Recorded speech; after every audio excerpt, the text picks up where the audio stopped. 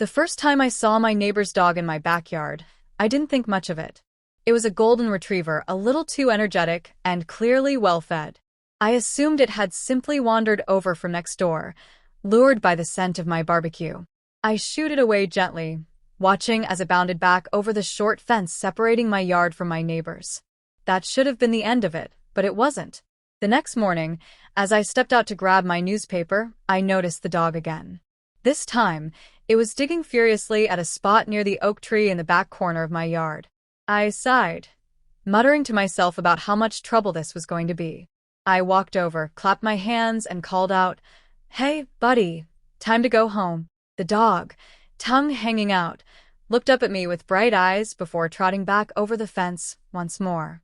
Later that day, I ran into my neighbor, Daniel, as I was heading out to work.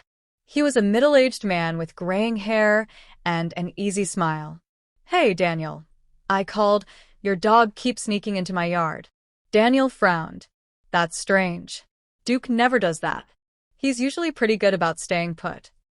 "Well, he's been at it 2 days in a row now. Might want to check your fence for holes." Daniel nodded. "Will do. Thanks for letting me know." I figured that was the end of it.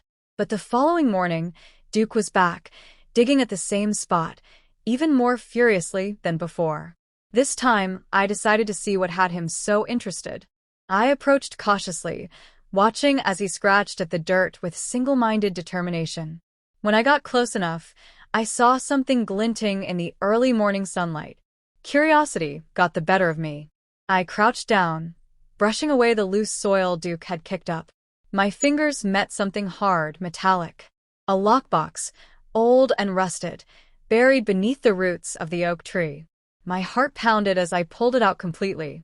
It was small, no bigger than a shoebox, with a rusted lock holding it shut. "What do you have there?" Daniel's voice startled me. He had come over to investigate, no doubt curious about why his dog was so obsessed with my yard. I held up the box. "Your dog dug this up. Any idea what it is?" Daniel's expression darkened as he took the box from me, examining it closely. "I have no idea," he admitted. "This house has been in my family for years, though. Maybe something my dad or grandpa buried." The lock was rusted shut, but Daniel, ever the handyman, offered to take it back to his garage and see if he could get it open. I agreed, figuring it was probably nothing more than some old keepsakes or forgotten trinkets. A few hours later, he called me over. "You're going to want to see this." I stepped into his garage to find the box open on his workbench. Inside were stacks of yellowed papers and, at the very bottom, a small, tarnished silver key. Daniel handed me the topmost paper. "It's a letter," he said, "from my grandfather." I read the words aloud. "If you find this, it means the truth has not been lost. In this town, there are secrets buried deeper than this box. If you follow the key, you'll find what was meant to stay hidden." A chill ran down my spine. Daniel was silent for a long moment, then said, "I think we need to find out what this key unlocks."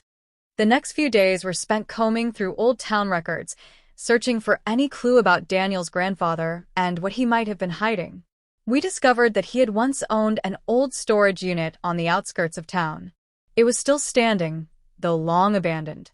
The night we went to investigate, the air was thick with anticipation. Duke came along, his tail wagging as if he knew he had led us to something important.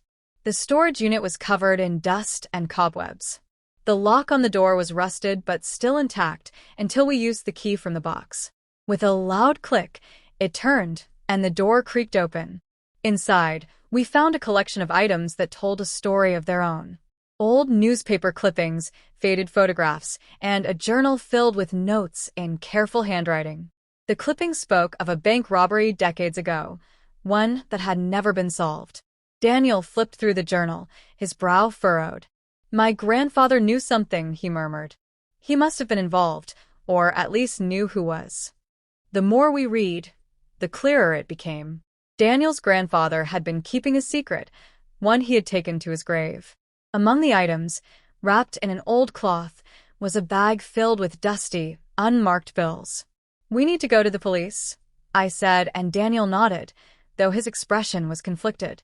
After reporting our findings, the authorities reopened the case, piecing together the truth from the journal and evidence we had uncovered.